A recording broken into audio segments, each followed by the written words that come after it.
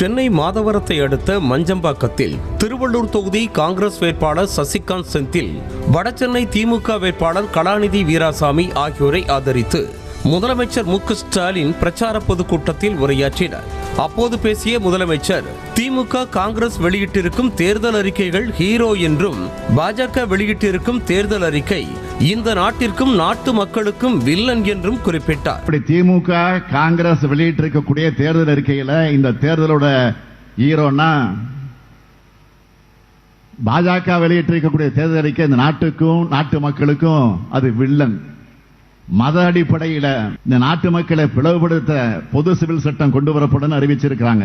நாட்டுக்கு வரப்போற மிகப்பெரிய ஆபத்துக்கான ட்ரெய்லர் தான் இந்த சிவில் சட்டம், பொது சிவில் சட்டம். மக்களை பிளவுபடுத்துறது மட்டுமல்ல, ஏமாத்திர தேர்தல் அறிக்கையாகவும் பாஜக தேர்தல் அறிக்கை இருக்கு. பிரதமர் மோடி இடி, ஐடி, சிபிஐ ஆகியவற்றை வைத்து மிரட்டி கட்சியை உடைப்பதாகவும், எம்எல்ஏ எம்பிக்களை வாங்குவது, முதலமைச்சர்களை கைது செய்வது, தொழிலதிபர்களை மிரட்டி தேர்தல் பத்திரம் வாங்குவதாகவும் முதலமைச்சர் மு.க.ஸ்டாலின் கடுமையாக சாடினார். அத்தோடு PM கேர்ஸ் என்று தனியார் அறக்கட்டளை வைத்து நிதி வசூல் செய்த ஒரே வசூல் ராஜா மோடி ஒருவர்தான் என விமர்சித்தார். ஆனா இப்ப இருக்கக்கூடிய பிரதமர் மோடி மாதிரி இடி, ஐடி, சிபிஐ வச்சு மிரட்டி கட்சியை உடைக்கிறது, எம்எல்ஏ எம்பிக்களை வாங்குறது, முதலமைச்சர்களை கைது செய்கிறது, தொழில் முனைவோர்களை மிரட்டி தேர்தல் பத்திரம் வாங்குறது, PM கேர்ஸ் தனியா அறக்கட்டளை வச்சு நிதி வாங்குறதுன்னு வசூல் பண்ண ஒரே வசூல் ராஜா மோடி ஒருத்தர் தான். தமிழ்நாட்டு மக்கள் பெருவெள்ளத்தில் தவிக்கிறார்களே என்று பிரதமர் எட்டி பார்த்தாரா, நிதியாவது கொடுத்தாரா என வினவிய முதலமைச்சர் மு.க.ஸ்டாலின், ரோட் ஷோ வந்து ஷோ காட்டிவிட்டு போக வெட்கப்பட வேண்டாமா என பிரதமருக்கு கேள்வி எழுப்பினார். சென்னைக்கு ஏதோ ஷோ ஒன்று வந்தாரு. என்ன ஷோ அது? Road show. இப்படி ஷோ காட்டிட்டு போக வெட்கப்பட வேண்டாமா?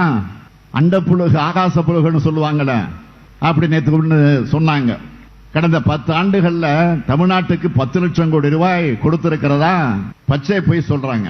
நம்ம கிட்ட ₹1 வரியா வாங்கினா 29 பைசா மட்டுமே திருப்பி தந்துட்டு நேற்று ஒரு கணக்கு காட்டி இருக்காங்க.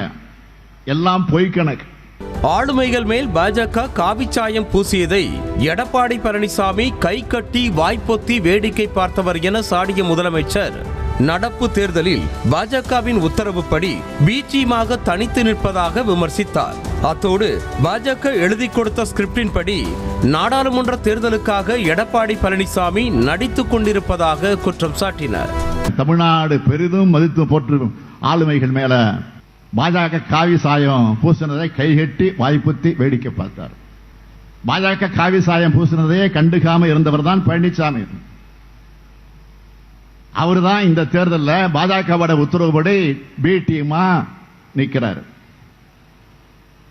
இது கூட அவருடைய சொந்த முடிவில்ல, பாஜக எழுதி கொடுத்த ஸ்கிரிப்ட். இவர் நாடாளுமன்ற தேர்தலுக்காக நடிக்கிறாரு. பழனிசாமி வேஷமெல்லாம் மக்கள் கிட்ட எப்பவுமே எடுபட போவதில்லை.